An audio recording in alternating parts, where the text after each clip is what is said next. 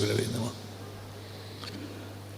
ഏതൊരു മഹാപുരുഷൻ്റെ പേരിലാണോ ഈ ഗുരുകുലം സ്ഥാപിതമായിരിക്കുന്നത്, ആ മഹാഗുരുവനും അദ്ദേഹത്തിൻ്റെ ഇന്നത്തെ പ്രത്യക്ഷ സ്വരൂപമായിരിക്കുന്ന ഗുരു മോനി നാരായണ പ്രസാദ് സ്വാമിക്കും കരുണയുടെ സാഗരമായിരിക്കുന്ന സ്നേഹസമ്പന്നനായ സ്നേഹം മാത്രം നിറഞ്ഞു തുളുമ്പുന്ന ത്യാഗീശ്വരൻ സ്വാമിക്കും പ്രിയങ്കരനായ സുഹൃത്ത് മുസ്തഫ മൗലവി അവർക്കും പിന്നെ ഇവിടെ കാണായവർക്കും കാണാതായവർക്കും എല്ലാവർക്കും സാഷ്ടാംഗ പ്രണാമം. ഇത് നിങ്ങളുടെ മുന്നിൽ അവതരിപ്പിക്കേണ്ട സമയം എപ്പോഴേ കഴിഞ്ഞുപോയി. ഇവിടെ നടന്ന 5 പ്രധാന പ്രഭാഷണങ്ങളും എന്തൊക്കെയാണോ പറഞ്ഞിരിക്കുന്നത് അതൊക്കെ ഈ ഗ്രന്ഥത്തിലുണ്ട്. അതിൻ്റെയൊക്കെ കൃത്യമായിരിക്കുന്ന ഒരു ആവിഷ്കൃത രൂപമാണ് ഈ ഗ്രന്ഥം, ഈ ഖുർആൻ അകമ്പൊരുൾ. അതുകൊണ്ട് തന്നെ വാസ്തവത്തിൽ ഈ ഗ്രന്ഥം പരിചയപ്പെടുത്തേണ്ടത് ആദ്യമായിരുന്നു എന്നെനിക്ക് തോന്നുന്നത്. അങ്ങനെയായിരുന്നെങ്കിൽ ഈ കേട്ട പ്രഭാഷണങ്ങളെല്ലാം കുറച്ചുകൂടെ ആഴത്തിൽ മനസ്സിൽ പതിയുമായിരുന്നു എന്നെനിക്ക് തോന്നുന്നു. നേരത്തെ പറഞ്ഞില്ലേ, ബുദ്ധൻ്റെ സിദ്ധാർത്ഥ രാജകുമാരൻ ബുദ്ധനായി തീർന്ന് ബോധോദയമുണ്ടായി. ആ ബോധധാരയിൽ നിന്നാണ്, ആ ബോധത്തെ അടിസ്ഥാനമാക്കിയാണ് ബുദ്ധമതം എന്ന് പറയുന്ന സങ്കല്പമുണ്ടായതും ബുദ്ധമതം പ്രചരിച്ചതും ബുദ്ധമതം അനുഷ്ഠിക്ക് ഇറങ്ങിച്ചെന്നതും. അതുപോലെ ഈ ഗ്രന്ഥം എന്താണ് എന്ന് അറിഞ്ഞിട്ട് ആ പ്രഭാഷണങ്ങൾ കേട്ടിരുന്നുവെങ്കിൽ കുറച്ചുകൂടി രസമായി തോന്നിയേനെ, കുറച്ചുകൂടെ ആഴത്തിൽ പതിഞ്ഞേനെ എന്ന് തോന്നുന്നു. എന്തായാലും ഇത് ഖുർആൻ അകമ്പൊരുൾ എന്നാണ് ഇതിൻ്റെ ടൈറ്റിൽ എന്നാണ് പറഞ്ഞു വരുന്നത്. അതേ വസ്തു അങ്ങനെയല്ല. ഖുർആൻ അകമ്പൊരുൾ മാനവിക വ്യാഖ്യാനം എന്ന് തന്നെയാണ്. മാനവിക വ്യാഖ്യാനം തന്നെയാണ് ഇതിൻ്റെ ടൈറ്റിലുള്ളത്. അതിലൊരു ക്യാച്ചുണ്ട്. മാനവിക വ്യാഖ്യാനം എന്ന് പറയുന്ന വാക്ക് ചേർത്തതിൽ ഒരു ക്യാച്ചുണ്ട്. മുസ്തഫ മൗലവിയുടെ വളരെ പ്രഗത്ഭമായ ഒരു സൂത്രമുണ്ട് അതിനകത്ത്. ഇത് ഇവിടെ മുതൽ ആരംഭിക്കുന്നു ഇദ്ദേഹത്തിൻ്റെ കൃതഹസ്തത. ഈ ഗ്രന്ഥം തുടങ്ങുന്നത് മുതൽ അവസാനിക്കുന്നവരെയുള്ള ഒരു യാത്ര എന്ന് പറയുന്ന വാസ്തവത്തിൽ ഈ കുറഞ്ഞ നിമിഷങ്ങൾ കൊണ്ട് സാധിക്കുന്ന ഒന്നല്ല.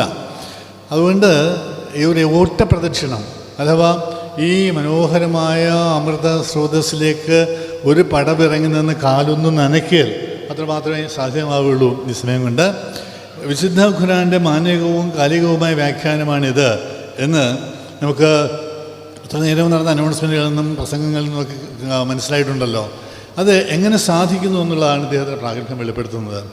ഇത് ആകെ 6 സൂറത്തുകൾ ഇതിലുള്ളൂ, 6 അധ്യായങ്ങളെ ഇതിൽ പറയുന്നുള്ളൂ. ഇതിന് മുമ്പുള്ള 12 മുതൽ 17 വരെയുള്ള അതിന് മുമ്പുള്ള 11 അധ്യായങ്ങളും 4 വോള്യങ്ങളായി പ്രസിദ്ധീകരിച്ച് കഴിഞ്ഞിരിക്കുന്നു. അതിൽ അവസാനത്തെ വോള്യമാണ് ത്യാഗസ്വാമി പ്രകാശിപ്പിച്ചത് കഴിഞ്ഞതാണ്. ഇതിൽ യൂസുഫ്, ഇബ്രാഹിം, അൽ-ഹിജർ, തേനീച്ച, അൽ-ഇസ്രാ എന്ന് പറയുന്ന 6 സൂറത്തുകളാണ് ഈ വലിയ ഗ്രന്ഥത്തിൽ. 500 പേജാണ്. ഓർക്കണം, 500 പേജാണ് ഈ വലിയ പുസ്തകത്തിൽ. സാധാരണ പുസ്തകത്തെക്കാൾ കൂടുതൽ വലിപ്പമുള്ള പേജുകളിൽ 500 പേജുകളിലായി അദ്ദേഹം വിശദീകരിക്കുന്നത് ഈ 6 സൂറത്തുകളാണ്. അപ്പോൾ ആലോചിച്ച് നോക്കുക, എത്ര ആഴത്തിലേക്കാണ് അത് ഇറങ്ങിയിരിക്കുക എന്നുള്ളത്, എത്ര ആഴത്തിലേക്ക് ഇറങ്ങിയിട്ടാണ് പറയുക എന്നുള്ളത്. ഒരു ഭാഗം ഞാൻ വായിക്കാം. സത്യസ്വരൂപനും സൃഷ്ടിസ്ഥിതി സംഹാരാധിപതിയും രാജാധിരാജനും ജനമൃതികൾക്ക് അതീതനും സകലം ചൂഴ്ന്നു നിലകൊള്ളുന്നവനും അനാദിയും അനന്തനും പരിശുദ്ധനും പരമ്പൊരുളുമായ ദൈവത്തിന് സ്തുതി. അവനാകുന്നു സർവ്വലോക രക്ഷിതാവ്, ഉണ്മയും ജീവനും നൽകിയവൻ. അവൻ്റെ കരുണ കൊണ്ടാണ് പ്രപഞ്ചം തെളിയുന്നത്. ഇത് വായിച്ചു കേൾക്കുമ്പോൾ ഇതാര്? ജലാലുദ്ദീൻ റൂമിയോ അതോ ഖലീൽ ജിബ്രാനോ? ആരെഴുതിയതാണ് ഈ വാചകങ്ങൾ എന്ന് തോന്നിപ്പോകും പെട്ടെന്ന്. നമ്മുടെ മൗലവി എഴുതിയതാണ്, ഇദ്ദേഹം എഴുതിയതാണ് ഈ വാചകങ്ങൾ. ഖുർആൻ വ്യാഖ്യാനമായിട്ട് പോലെയല്ല, വെറും അവതാരിക എഴുതിയ ആമുഖമായി എഴുതിയ വാചകങ്ങളാണിവ. അതിൽ അദ്ദേഹം ഇങ്ങനെ പറഞ്ഞു പോയിട്ട് ഈ ആദ്യത്തെ വാചകമാണ് ഇതിൻ്റെ അവതാരകയിലെ ആദ്യ വാചകങ്ങൾ മാത്രമേ ഞാൻ വായിച്ചത്. അങ്ങോട്ട് ആലോചിച്ച് നോക്കൂ, എന്ത് ഭംഗിയായിരിക്കും ആ പുസ്തകം ആലോചിച്ച് നോക്കൂ. അതിനകത്ത് വളരെ കൃത്യമായി പറയുന്നുണ്ട്. സ്നേഹപൂർവ്വം കരം പിടിച്ച് നടത്തിയ മഹാഗുരു, സ്നേഹപൂർവ്വം കരം പിടിച്ച് നടത്തിയ മഹാഗുരു മുഹമ്മദ്, അങ്ങേക്ക് വന്ദനം എന്ന് പറയുമ്പോൾ തീരുന്നില്ല. നേരത്തെ പ്രഭാഷണങ്ങളെല്ലാം പറഞ്ഞതുപോലെ തന്നെ അതിനോടൊപ്പം കരുണാവാൻ നബിമുത്തുരത്നമെന്ന് നാരായണഗുരു അദ്ദേഹത്തെക്കുറിച്ച് പറഞ്ഞ ഭാഗം കൂടി സ്മരിക്കുകയാണ്. അപ്പം നാരായണഗുരുവിനെ സ്മരിക്കുന്നുണ്ട്. അത് തീർന്നില്ല, പ്രവാചക പരമ്പരയെ മുഴുവൻ അദ്ദേഹം ഓർക്കുന്നുണ്ട്. ഖദീജ, അലി, ഫാത്തിമ, ഹസൻ, ഹുസൈൻ, റബിയ, അലാജ്, ഇങ്ങനെ മുഴുവൻ പരമ്പരയും പറഞ്ഞ് പോകുമ്പോൾ അത് കഴിഞ്ഞിട്ട് ആ വഴിയെക്കുറിച്ച് പറയുമ്പോൾ യേശുവിൻ്റെ ശ്രീബുദ്ധൻ്റെ വഴി, ശ്രീനാരായണ ഗുരുവും ശ്രീരാമകൃഷ്ണ പരമഹംസരും രമണ മഹർഷിയും ശിവയോഗിയും ഉൾപ്പെടെയുള്ള ഗുരുപരമ്പരകളുടെ വഴിയും അതുതന്നെ. എത്ര മനോഹരമായാണ് ഈ കഴിഞ്ഞ 5 പ്രഭാഷണങ്ങളുടെയും സത്ത അദ്ദേഹത്തിന് അവതാരിക തന്നെ ചേർത്ത് വെച്ചിരിക്കുന്നത് ആലോചിച്ച് നോക്കൂ. ഈ 5ാം വോള്യമാണിത്. ഇതിൽ ഖുർആൻ വായനയെ മാനവികമായ തലത്തിലേക്ക് വിശാലമാക്കിയതാണ് ഇതിൻ്റെ പ്രസക്തി എന്ന് ഞാൻ പറയുന്നു. അദ്ദേഹം തന്നെ പറയുന്നുണ്ട്, അദ്ദേഹം സമ്മതിക്കുന്നുമുണ്ട്. നമ്മൾ തലകുലുക്കി സമ്മതിച്ചു പോകും ഇത് മുഴുവൻ വായിച്ചു കഴിയുമ്പോൾ. അങ്ങനെ ഒരു മാനവികമായ വ്യാഖ്യാനം, അതെന്ത് വ്യാഖ്യാനം? ഖുർആൻ എത്രയോ വ്യാഖ്യാനങ്ങൾ ഉണ്ടായിട്ടുണ്ട്, ആരെല്ലാം പറഞ്ഞിരിക്കുന്നു, എത്ര പരമ്പര എഴുതിയിരിക്കുന്നു. ഇനി അത് ഇങ്ങനെ ഒരു മാനവികമായ അങ്ങനെ മാനവികമായ വ്യാഖ്യാനം സാധ്യമാവും എന്ന് നമ്മൾ തലകുലുക്കി സമ്മതിച്ചു പോകും ഇത് വായിച്ച് തീരുമ്പോൾ. ഇതിന് ആർക്കും മനസ്സിലാവണം ഇത്, കാരണം മാനവികമായ ഒരു വ്യാഖ്യാനമല്ലേ, മാനവികമായ ഒരു അപ്രോച്ചല്ലേ അത് ആർക്കും മനസ്സിലാവണം എന്നുള്ളതുകൊണ്ട് വായനയ്ക്ക് മുൻപ് അദ്ദേഹം അറബി അക്ഷരങ്ങളും അവയുടെ ഉച്ചാരണവും ഇതിനകത്ത് വ്യക്തമായി കൊടുക്കുന്നുണ്ട്. വലിയ ടേബിളായിട്ട് തന്നെ സായാലും സായാലും വായാലും ഒക്കെ റായാലും റായാലും ഒക്കെ കൃത്യമായി. ഞാൻ രാവിലെ മൗലവിയോട് പറയുമായിരുന്നു, എനിക്ക് അരമണിക്കൂർ തന്നാൽ പോരാ, എനിക്കൊരു 3 മണിക്കൂറെങ്കിലും വേണം എന്ന് പറയുന്നുണ്ട്. പക്ഷെ അക്ക് വെട്ടി ചുരുക്കുകയാണ്, നിമിഷങ്ങളിലേക്ക്, കേവലം കുറച്ച് നിമിഷങ്ങളിലേക്കും ചുരുക്കുകയാണ്. 1-ാമത്തെ അധ്യായം യൂസുഫാണ്. അതിൽ യൂസുഫ് നബിയുടെ പേരാണ് കൊടുത്തിരിക്കുന്നതെങ്കിലും അദ്ദേഹത്തിൻ്റെ പരമ്പരയെക്കുറിച്ച് സൂചിപ്പിക്കുന്നുവെങ്കിലും വളരെ പ്രധാനമായ മാനസിക അപഗ്രഥനത്തിൻ്റെ ഒരു വലിയ അധ്യായമാണ് ഈ സൂറത്ത്. സ്വപ്നങ്ങൾ, അതിൻ്റെ വ്യാഖ്യാനം ഒക്കെ ഈ അധ്യായത്തിന് ആദ്യവസാനം നിറഞ്ഞു നിൽക്കുന്നുണ്ട്. ഒരു വളരെ മനോഹരമായ സൈക്കോളജിക്കൽ അപ്രോച്ചാണ് ഇതിനകത്ത് പരിശുദ്ധ ഖുർആൻ കൊണ്ടുവന്നിരിക്കുന്നത് എന്നുള്ളതാണ്. സാധാരണക്കാരന് മനസ്സിലാകാത്ത വിധത്തിൽ എങ്ങനെയാണ് ഒരു കുപ്പായം, ഒരു ഉടുപ്പ് എങ്ങനെയാണ് ഒരു ജീവിതത്തിൻ്റെ പ്രതീകമായി മാറുന്നത്, ഒരു ജീവൻ്റെ പ്രതീകമായി മാറുന്നത് എന്ന് വളരെ മനോഹരമായിട്ടാണ് ഈ അധ്യായത്തിൽ പറയുന്നത്. ബിസ്മില്ലാഹിർ റഹ്മാനിർ റഹീം, ദയാപരനും കരുണാമയനും സർവേശ്വര നാമത്തിൽ ഞാൻ പറഞ്ഞു തുടങ്ങുന്നു എന്ന് പറഞ്ഞു തുടങ്ങുന്ന ഈ അധ്യായം വാസ്തവത്തിൽ വളരെ മനോഹരമാണ്. മനോഹരമായ കഥനം എന്ന് ഇതിനെ പരിശുദ്ധ ഖുർആൻ തന്നെ സ്വയം വിശേഷിപ്പിക്കുന്നുമുണ്ട്. രണ്ടാമത് പറയുന്നത് 13-ാമത്തെ അധ്യായമായിട്ട് ഇടിമുഴക്കം എന്നുള്ളതിനാണ്. എന്താണ് ഈ ഇടിമുഴക്കം, എന്തുകൊണ്ട് ഇടിമുഴക്കം എന്ന അധ്യായത്തിന് പേരിടുന്നു എന്നുള്ള പേരിടുന്നതൊക്കെ വളരെ ഭംഗിയായി അദ്ദേഹം അത് പറഞ്ഞു പോകുന്നുണ്ട്. മനുഷ്യജീവിതം എന്ന ചക്രവാളത്തിൽ നിരന്തരം മുഴങ്ങിക്കൊണ്ടിരിക്കുന്ന ജ്ഞാതവും അജ്ഞാതവുമായ സകല ശബ്ദങ്ങളെയും പ്രതിനിധീകരിക്കുന്നു ഈ എന്നാണ് അദ്ദേഹം പറഞ്ഞു വയ്ക്കുന്നത്. ഈ മനസ്സുൾപ്പെടെയുള്ള സകല വിഷയങ്ങളും വളരെ തത്വപരമായി പറഞ്ഞിട്ടുണ്ട്. അലിഫ് ലാം മിൻ റാ തിൽക ആയാത്തുൽ കിതാബ്, അലിഫ് ലാം റാ അതാവുന്നു വേദവചസ്സുകൾ, നിന്റെ നാഥനിൽ നിന്ന് അവതരിച്ചുള്ള സത്യവചനങ്ങളാവുന്നു അവ, എന്നാൽ അധിക മനുഷ്യരും വിശ്വസിക്കുന്നില്ല എന്ന ഒരു ആശയത്തെ അതിമനോഹരമായ ആശയത്തിൽ ഊന്നി നിന്നുകൊണ്ട് അതിമനോഹരമായാണ് അദ്ദേഹം എങ്ങനെയാണ് ഈ ഭൗതികമായ സങ്കല്പങ്ങളെ ആധ്യാത്മികമായ സങ്കല്പങ്ങളുമായി കൂട്ടിയിണക്കേണ്ടത്, how to blend materialism with spirituality വളരെ മനോഹരമായിട്ടാണ് അദ്ദേഹം ഇതിനെ തന്നിച്ചു പോകുന്നത്. ഇതിൽ പറയുന്ന ഒരു കാര്യം, അന്വേഷണത്തിലൂടെ മാത്രമേ സത്യം കണ്ടെത്താൻ സാധിക്കുകയുള്ളൂ എന്നാണ്. നാരായണ ഗുരുവും പറഞ്ഞിട്ടുണ്ട്, ആരായുകിൽ തിരകൾ നേരായിടുന്നു ഭണി നാരായിടുന്നു കുടവും പാരായിടുന്നതിന് നേരായിടുന്നു ഉലകം ഓരായികൾ ഉണ്ട് അഖിലവും. അന്വേഷിക്കുക, അന്വേഷിച്ചാൽ മാത്രമേ സത്യത്തിലേക്ക് എത്തിച്ചേരുകയുള്ളൂ. ഒരുപാട് കാര്യങ്ങൾ ഈ പരിശുദ്ധ ഖുർആനിൽ നിന്നുള്ള വാചകങ്ങൾ തന്നെ, വാക്യങ്ങൾ തന്നെ നിങ്ങൾ പറഞ്ഞു കേൾപ്പിക്കുന്ന ആഗ്രഹമുണ്ട്. ആയത്തും അലൈഹി ആയത്തും മിൻ റബ്ബിഹി, എന്തുകൊണ്ടാണ് അടയാളങ്ങൾ പ്രവാചകൻ അവതരിപ്പിച്ച് കിട്ടാത്തത്? Why didn't he do magic, why didn't he show magic എന്നൊക്കെ ചോദ്യങ്ങളുണ്ട്. അദ്ദേഹം എന്തുകൊണ്ട് അത്ഭുതങ്ങൾ പ്രവർത്തിച്ചിട്ടില്ല? ഇത് ഒരു പ്രവാചകനോടല്ല, എല്ലാ പ്രവാചകന്മാരോടും ചോദിച്ചിട്ടുണ്ട്, എല്ലാവരോടും. ഈ ജീസസിനോടും ചോദിച്ചില്ല അതിന് ശിഷ്യന്മാർ. അത് കഴിഞ്ഞ് ഇങ്ങോട്ട് വന്നു കഴിഞ്ഞാൽ ഈ കിഴക്കിൽ നിൽക്കി വന്ന പ്രവാചകന്മാരോടൊക്കെ ചോദിച്ചിട്ടുണ്ട്. എന്തുകൊണ്ടാണ് എന്നറിയണമെങ്കിൽ ഈ വ്യാഖ്യാനം വായിക്കണം, അവരുടെ വ്യാഖ്യാനം വായിക്കണം. ഒരുപാട് വാചകങ്ങൾ എൻ്റെ വീട്ടിൽ വെച്ചിട്ടുള്ള വാചകങ്ങളുണ്ട്, പക്ഷെ ഒന്നും പറയുന്നില്ല, ഇപ്പോൾ സമയമില്ല. ഇടിമുഴക്കം ദൈവത്തിൻ്റെ സ്തുതികീർത്തനം ആലപിക്കുന്നു. വയസ്സുബിഹി എന്ന് പറഞ്ഞ് തുടങ്ങുന്ന ആ ഭാഗം പ്രത്യേകം ശ്രദ്ധേയമായ ഭാഗമാണ്. അതിന് മൗലവി നൽകിയിരിക്കുന്ന വ്യാഖ്യാനവും അതുപോലെ തന്നെ വളരെ മനോഹരമായ വ്യാഖ്യാനമാണ്. ഈ ധർമ്മബോധത്തെ തർക്കിച്ച് പരാജയപ്പെടുത്താൻ ശ്രമിച്ചാൽ ഭവിഷ്യത്ത് ഗുരുതരമായിരിക്കുമെന്ന് മൗലവി സ്ഥാപിക്കുന്നുണ്ട്. ഇതിൻ്റെ വ്യാഖ്യാനത്തിൽ മനോഹരമായി സ്ഥാപിക്കുന്നുണ്ട്. ഇതുതന്നെയാണ് എങ്ങനെയാണ് വളരെ ഭൗതികമായ സുഖങ്ങൾ പെട്ട് നമ്മൾ സത്യത്തിൽ നിന്ന് അകന്നു പോകുന്നതെന്ന് ഈശാവാസ്യോപനിഷത്തിൽ പറഞ്ഞു വെച്ചിട്ടുണ്ട്. ഈശാവാസ്യോപനിഷത്ത് മാത്രമാണ് നാരായണ ഗുരു തർജ്ജമ ചെയ്ത ഒരേ ഒരു ഉപനിഷത്ത്. ഇത്രയും ഉപനിഷത്തുകളുണ്ടായിട്ടും ഉപനിഷത്തുകളുടെയൊക്കെ സാരം മുഴുവൻ കലക്കി കുടിച്ച ആളായിട്ടും അദ്ദേഹം ഒറ്റ ഉപനിഷത്തെ മലയാളം തർജ്ജമ ചെയ്തുള്ളൂ. അതിലെ വളരെ പ്രധാനപ്പെട്ട ഒരു ശ്ലോകമുണ്ട്, മന്ത്രമുണ്ട്. ഹിരൺമയേന പാത്രേണ സത്യസ്യാപഹിതം മുഖം എന്ന്. ഹിരൺമയേന പാത്രേണ സത്യസ്യാപഹിതം മുഖം തത്വം പുരുഷന്നപാവൃണു സത്യധർമ്മമായ ദൃഷ്ടയെ എന്നാണ്. മൂടപ്പെട്ടിരിക്കുന്ന പൊൻപാത്രത്താൽ സത്യമതിൻ മുഖം തുറക്കുക നീ പുരുഷൻ സത്യധർമ്മന് കാണുവാൻ.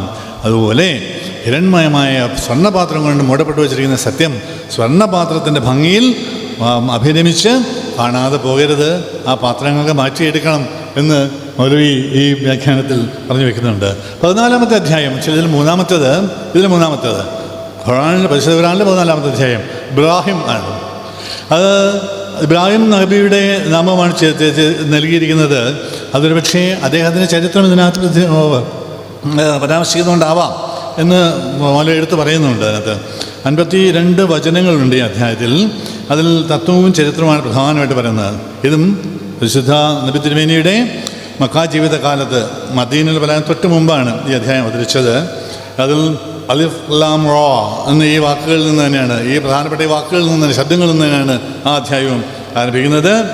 ഈ ഇതിനകത്ത് വേദം എന്ന് എഴുതിയിരിക്കുമ്പോൾ ഞാൻ ചോദിക്കണമെന്ന് വിചാരിച്ചിരിക്കുന്നു. എന്തുകൊണ്ടാണ് വേദം എന്ന വാക്ക് മൂലം ഉപയോഗിച്ചിരിക്കുന്നത്? എന്ത് അടിസ്ഥാനത്തിലാണ്?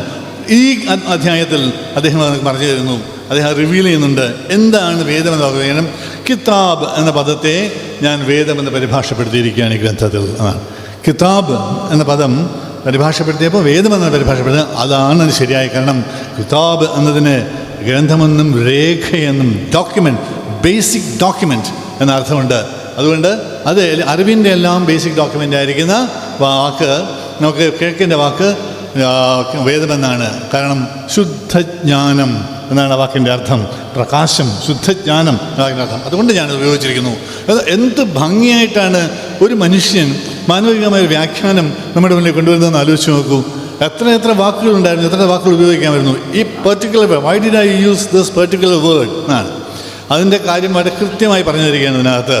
വേദം ജ്ഞാനമാണ്, വെളിച്ചമാണ്, ശക്തിയാണ്, വിമോചനമാണ്, തിരിച്ചറിവാണ്, ആത്മബോധമാണ്, നേർരേഖയാണ് എന്നാണ്. ബേസിക് സ്ട്രെയിറ്റ് ഡോക്യുമെൻ്റാണത് എന്നതാണ്. പ്രപഞ്ച സൃഷ്ടാവിന് വെളിപ്പെടലാണത്. അതുകൊണ്ട് ഞാനത് ഉപയോഗിച്ചിരിക്കുന്നു. ബൃഹദാരണ്യ ഉപനിഷത്തിൽ 1-ാം അധ്യായത്തിൽ പ്രാർത്ഥനാരൂപത്തിൽ കാണുന്ന വചനം ഇങ്ങനെയാണ്. ഞാൻ വായിക്കുകയാണ്, പുസ്തകം വായിക്കുകയാണ്. ഞാൻ എൻ്റെ ഓർമ്മയെന്ന് പറയല്ല, അദ്ദേഹം ഇതിൽ എഴുതിയിരിക്കുന്ന വാചകമാണ്. ഇങ്ങനെയാണ്: അസത്തോമ സദ്ഗമയ, തമസോമ ജ്യോതിർഗമയ, മൃത്യോർമ അമൃതം ഗമയ. അസത്തിൽ നിന്ന് സത്യത്തിലേക്കും തമസ്സിന് വെളിച്ചത്തിലേക്കും മൃതാസിന് ജീവദാസം നയിച്ചാലും എന്ന്. ഇത് ഒരു ഖുർആൻ വ്യാഖ്യാനമാണെന്ന് ഓർക്കണം.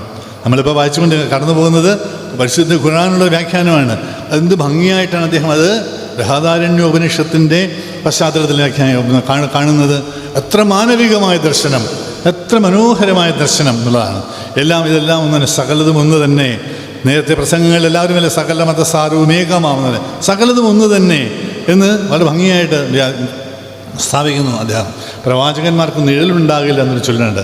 പ്രവാചകന്മാർക്ക് ഷെയ്ഡില്ല, ഷാഡോ ഇല്ല ചൊല്ലുണ്ട്. അതെന്തുകൊണ്ടാണ് എന്ന് അദ്ദേഹം പറഞ്ഞു വയ്ക്കും. ഈ ഇരുളിനെ അകറ്റുന്നവരാണ് പ്രവാചകന്മാർ. ഗുരു എന്ന വാക്കിനർത്ഥം അത് തന്നെ. ഗുരുവിൻ്റെ വാക്കിനർത്ഥം തന്നെ ഗു ശബ്ദമാൻ ഇരുട്ടിനെയും ഗുരു ശബ്ദം ഇല്ലാതെ തന്നെ കുറിക്കുന്നു. അപ്പോൾ ഗുരു ഇരുട്ടിനില്ലാതാക്കുന്നതാണ്. അജ്ഞതയുടെ അവസാനത്തെ നിഴലടയാളം മൂലം മായ്ച്ചു കളയുമ്പോഴാണ് ശുദ്ധജ്ഞാനത്തിൻ്റെ അമൃതത്വം സംഭവിക്കുന്നത്. പ്രവാചകന് നിഴലുണ്ടാവില്ലെന്ന് ചൊല്ല് അങ്ങനെയാണ് ഉണ്ടായത്. എത്ര മാനവികമായ വ്യാഖ്യാനം, എത്ര മനോഹരമായ വ്യാഖ്യാനം. ഇനി ഞാൻ ആ അധ്യായം അടുത്തേക്ക് പോവാണ്. 15-ാം അധ്യായം അൽ ഹിജ്ർ. ഇതിൽ 99 വചനങ്ങളാണ്. വചനങ്ങളുടെ എണ്ണം കൂടുതലാണ് അതിനകത്ത്. അത് മക്ക ജീവിതകാലത്ത് അവതീർണമായതാണ്. സ്വാലിദ് നബിയുടെ താമസിച്ചിരുന്ന പ്രദേശമായ ഹിജ്ർ, ആ നാടിനെക്കുറിച്ച് പരാമർശം തുടങ്ങിയുണ്ടാവാം. അധ്യായത്തിന് ഹിജ്ർ അൽ ഹിജ്ർ എന്ന് തന്നെ നാമം ലഭിച്ചത് എന്നാണ് അദ്ദേഹത്തിൻ്റെ വാദം. ഖുർആനിലെ എല്ലാ വചനങ്ങളും ഖുർആൻ്റെ ഈ വേദവചനങ്ങളാവുന്നു എന്ന് എടുത്തു പറയുന്നു അദ്ദേഹം. വേദമെന്ന ശബ്ദം വീണ്ടും ഉപയോഗിക്കുന്നുണ്ട്. ഖുർആൻ്റെ ഭാഗമെന്ന നിലയിൽ ഖുർആൻ വചനങ്ങളുമാണ്, വേദവചനങ്ങൾ. അതാണ് എങ്ങനെയാണ് വേദവചനങ്ങൾ എന്ന് പറയുമ്പോൾ ലേശമെങ്കിലും തെറ്റിദ്ധരിക്കപ്പെടുമോ? എപ്പോഴും ഇടയ്ക്കൊന്ന് വായിക്കുന്ന ഒരാളെങ്കിലും തെറ്റിദ്ധരിക്കേണ്ട. ഖുർആൻ എന്ന് പറഞ്ഞത് ഈ എല്ലാ വചനങ്ങളും ഖുർആനിലെ എല്ലാ വചനങ്ങളും വേദവചനങ്ങളാവുന്നു. ഖുർആനിൻ്റെ ഭാഗം തന്നെ ഖുർആൻ വചനങ്ങൾ. അപ്പോൾ ഖുർആൻ വചനം തന്നെ വേദവചനം, വേദവചനം തന്നെ ഖുർആൻ വചനം എന്ന് വീണ്ടും വീണ്ടും വീണ്ടും ആവർത്തിച്ച് പറയുന്ന ആളാണ് അദ്ദേഹം. എല്ലാ സമൂഹങ്ങളിലും പ്രവാചക സാന്നിധ്യം ഉണ്ടായിട്ടുണ്ട്. ഒരു സാന്നിധ്യമില്ലാതെ ഒരു സമൂഹം ഒരു കാലത്തും ഉണ്ടായിട്ടില്ല. ഒരേ കാലത്ത് ഒന്നിലധികം പ്രവാചകന്മാർ ഒരിടത്ത് തന്നെ പ്രവർത്തിച്ചിട്ടുമുണ്ട്. അതുകൊണ്ടാണ് അല്ലാഹു പറയുന്നത്, നിനക്ക് മുൻപ് കഴിഞ്ഞു പോയ പൂർവ്വ സമൂഹങ്ങളിലേക്ക് നാം ദൂതന്മാരെ അയച്ചിട്ടുണ്ട് എന്ന്. ഈ എന്നിട്ട് നമ്മളൊക്കെ ഈ മനുഷ്യരെന്ന് പറഞ്ഞ അഭിമാനി നമ്മളൊക്കെ പലപ്പോഴും മനുഷ്യരല്ലാതെ പെരുമാറിയിട്ടുള്ളതിനെക്കുറിച്ച് മൗലവി ഇതിലെടുത്ത് പറയുന്നുണ്ട്. മനുഷ്യരിലേക്ക് ദൈവദൂതന്മാർ നിയോഗിതരായപ്പോഴെല്ലാം അവരെ ജനക്കൂട്ടം പരിഹസിച്ചിട്ടുണ്ട്. ഈ എല്ലാവരും മനുഷ്യരിലേക്ക് ദൈവദൂതന്മാർ നിയോഗിതരെല്ലാം ജനക്കൂട്ടരെ പരിഹസിച്ചിട്ടുണ്ട്. ഒരു പ്രവാചകനും ഭൂമധ്യയിൽ സ്വീകരിക്കപ്പെട്ടിട്ടില്ല. ജീസസ് തന്നെ പറയും, ജീസസിനെ കുറിച്ച് ഒരുപാട് വാചകങ്ങൾ പറയുന്നുണ്ട്. അതിനുശേഷം വന്ന ജീസസ് ഒരു വാചകമുണ്ട് ബൈബിളിൽ. അദ്ദേഹം മത്തായിയുടെ സുവിശേഷം എന്ന് കോട്ട് ചെയ്യുന്ന ഒരു സെൻറ്റൻസ് ഉണ്ട്, ഒരു വചനമുണ്ട്. യെരൂശലേമേ യെരൂശലേമേ, പ്രവാചകന്മാരെ കൊല്ലുകയും നിന്റെ അടുക്കള അയച്ചിരിക്കുന്നവരെ കല്ലെറിയുകയും ചെയ്യുന്നവളെ, കോഴി തൻ്റെ കുഞ്ഞുങ്ങളെ ചിറകൻ കീഴിൽ ചെറുക്കം പോലെ നിന്റെ മക്കളെ ചേർത്ത് കൊള്ളുവാൻ എനിക്ക് എത്രയോ വട്ടം മനസ്സായിരുന്നു, നിനക്കോ മനസ്സായില്ല എന്ന് മത്തായി സുവിശേഷത്തിൽ 23 അധ്യായത്തിൽ 37 വചനത്തിൽ പറയുന്നുണ്ട്. ഇങ്ങനെ വല്ലാത്ത ഒരു പെരുമാറ്റം മനുഷ്യരുടെ ഭാഗത്തു നിന്ന്, നമ്മൾ മനുഷ്യരുടെ ഭാഗത്തു നിന്ന്, മാനവരുടെ ഭാഗത്തു നിന്ന് നമ്മുടെ ഗുരുക്കന്മാരുണ്ടായിട്ടുണ്ട്. അതിനി ഉണ്ടാവരുത് എന്ന് ഭംഗിയായിട്ട് ദ്യോതിപ്പിക്കുന്ന പോലെ ഇതിനകത്ത്. അടുത്തത് ഇനി 2 അധ്യായങ്ങളുടെ കാര്യം കൂടെ മാത്രമേ ഉള്ളൂ. നിർത്തുകയാണ്. 16-ാമത്തെ അധ്യായമാണ് പറയുന്നത്. അതിൻ്റെ പേര് അല്ലാഹുൽ എന്നാണ്. തേനീച്ച എന്നാണ് എൻ്റെ അർത്ഥം. അതിൽ 128 വചനങ്ങളുണ്ട്. തത്വപ്രധാനം ഒന്ന്, എന്തുകൊണ്ട് ഞാനും അത് ആദ്യം എടുത്തപ്പോൾ വിചാരിച്ചു ഈ തേനീച്ച എന്നൊരു പേരോ ഇതൊരു ഉണ്ടായിരുന്നില്ലൊക്കെ. വേറെ നായകൻ്റെ പേര് ഇതിനകത്തെ ഈ പ്രധാനപ്പെട്ട പ്രവാചകൻ്റെ പേരൊക്കെ ആണല്ലോ. ഇതെന്താ ഇങ്ങനെ ഒരു കൊച്ചു ജീവിയുടെ, വളരെ ചെറിയൊരു ജീവിയുടെ പേര് നിർത്തിക്കുന്നതാണുള്ളത്. അത് ഭംഗിയായി കണ്ടെത്തുന്നുണ്ട് മൗലവി അതിനകത്ത്. അതിൽ വളരെ ഭംഗിയായിട്ട് എന്താണ് തേനീച്ച എന്ന ജീവിയുടെ സവിശേഷത. ഈ തേനീച്ച ജീവിതത്തോട് കാണിക്കുന്ന സത്യസന്ധത, ആത്മാർത്ഥത, കഠിന പ്രയത്നമൊക്കെ മനുഷ്യനുണ്ടാവേണ്ട കാര്യമാണ്.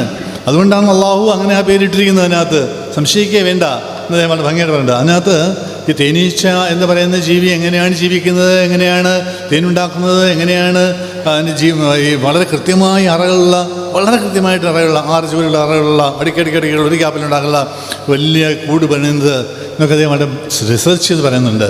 ഏതൊക്കെ ഡൈനാസ്റ്റികളുടെ രാജവംശങ്ങളാണ് തേനീച്ചയെ തങ്ങളുടെ രാജകീയ ചിഹ്നമായി സ്വീകരിച്ചിരിക്കുന്നത് എന്ന് അദ്ദേഹം പറയുന്നുണ്ട്. വായിക്കേണ്ട അധ്യായമാണ്. ഇതിനകത്ത് ഇതിൽ അഥർവവേദത്തിൽ തേനീച്ച പരാമർശപ്പെടുന്നുള്ള ഒരു അദ്ദേഹം പറയുന്നുണ്ട്. ഈ കിഴക്കിൻ്റെ അഥർവവേദത്തിൽ, ഗ്രീക്കിൻ്റെ തത്വശാസ്ത്രത്തിലൊക്കെ തേനീച്ചകളുണ്ട്. ഒക്കെ വളരെ ഭംഗിയായിട്ട് പറഞ്ഞു പോകുന്നുള്ളതാണ്. ഇനി അതിനകത്ത് പരിശുദ്ധ ഖുർആനിലെ വളരെ പ്രധാനപ്പെട്ട ഒരു വചനം അതിലുള്ളതാണ്, ഞാനല്ലാതെ മറ്റൊരാരാധ്യനുമില്ല, എന്നോട് ഭക്തിയുള്ള രാഘവൻ. ഇതുതന്നെയാണ് എല്ലായിടത്തും പറഞ്ഞിരിക്കുന്നത്. മാമേവ ശരണം വ്രജ എന്നാണ്. എല്ലാം നീ വിമർശിച്ചിട്ട് എന്ന് ഭഗവത്ഗീതയിൽ ശ്രീകൃഷ്ണൻ അർജുനനോട് യുദ്ധഭൂമിച്ചെന്ന് പറയും, നീ ബാക്കികളെല്ലാം ഉപേക്ഷിക്കടാ, എന്നിട്ട് എന്നെ തന്നെ ശരണം പ്രാപിക്കടാ എന്ന് പറയേണ്ടത്. ഇത് തന്നെയാണ് ഈ ഞാനല്ലാതെ മറ്റൊരാരാധ്യനുമില്ല. ഇത് നാരായണ ഗുരു വളരെ ഭംഗിയായിട്ട് അദ്ദേഹം തേവാരപദങ്ങൾ പറഞ്ഞിട്ടുണ്ട്. 33 കോടിയേറ്റ് മുമ്മൂർത്തികൾ ഭേദമറ്റ് കർപ്പിത ദ്വൈത പ്രപഞ്ചമാം കാനർ കമലമറ്റ് മുപ്പുരുളറ്റ് മുപ്പാരറ്റ് മുൻപെടും കുരുമണിക്കോവൻ കുലദൈവമേ എന്ന് അദ്ദേഹം പറയുന്നത്. എല്ലാം അറ്റുപോകണം. എല്ലാ ആവശ്യമില്ലാത്ത ബന്ധനങ്ങളെല്ലാം അറ്റ പോയി കഴിഞ്ഞാൽ അവശേഷിക്കുന്നതെന്തോ ആ ഒന്ന് ആണ് ഞാൻ. ഈ ഞാൻ എന്ന് പറയുന്നത് നിൻ്റെ മാത്രം ഞാനല്ല, അവൻ്റെ ഞാനല്ല, മറ്റൊരാളല്ല, എല്ലാവരുടെയും ഞാനാണ് എന്നാണ് അല്ലാഹു ഇത് പറഞ്ഞു വയ്ക്കുന്നത്. ഞാനല്ലാതെ മറ്റൊരാരാധ്യനുമില്ല എന്നുള്ളത്. അതൊക്കെ ഭംഗിയായിട്ടാണ് മൗലവി എന്ത് ഭംഗിയായിട്ടാണ് വർണ്ണിച്ചിരിക്കുന്നതൊക്കെ. അവസാനത്തെ അധ്യായം കഴിഞ്ഞു. അവസാനത്തെ 17-ാമത്തെ അധ്യായമാണ് അൽ ഇസ്രാ എന്നാണ്. അൽ ഇസ്രാ എന്നുള്ള ഈ ഇതിനകത്ത് ഇത് മദീന പലായനത്തിന് തൊട്ടുടനെ ആ സമയത്ത് അവതരിച്ചാണ്. ഇതിൽ വചനങ്ങളുടെ എണ്ണം വീണ്ടും കൂടുതലാണ്. 111 വചനങ്ങളുണ്ട്. ഈ രാത്രി യാത്ര ആയിട്ടുള്ള ഹിജ്റയെ കുറിച്ച് പറയുന്നതുകൊണ്ടാണ് അൽ ഇസ്രാ എന്ന് പറയും ഇതിന് പേരിട്ടിരിക്കുന്നത്. ഈ ഒരു എങ്ങനെയാണ് മനുഷ്യൻ നിലനിൽക്കേണ്ടത് എന്നുള്ളതിനെക്കുറിച്ച് ഭംഗിയായിട്ട് പറഞ്ഞു വയ്ക്കുന്നുണ്ട് അദ്ദേഹം. കാരണം നബി തിരുമേനി സല്ലല്ലാഹു അലൈഹി വസല്ലം ഒറ്റ രാത്രി യാത്രയായിട്ട് നടത്തിയിട്ടുള്ളൂ ചരിത്രത്തിൽ. അത് ഈ ഹിജ്റയാണ്. മക്കയിൽ നിന്ന് മദീനയിലേക്കുള്ള യാത്ര ഹിജ്റ.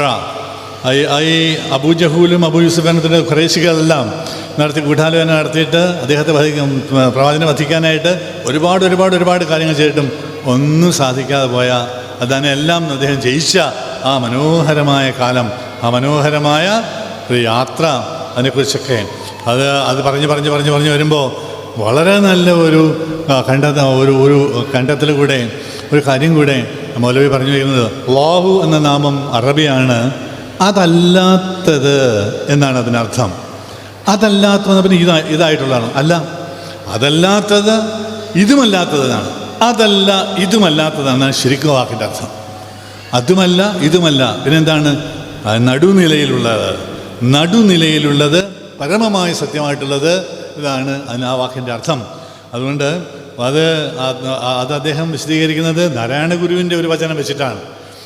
ഒന്നൊന്നായി എണ്ണി തൊട്ടെണ്ണം പുരടൊടുങ്ങിയാൽ ശ്രീനാരായണ ഗുരു പറയുന്നതും അതുതന്നെയാണ്.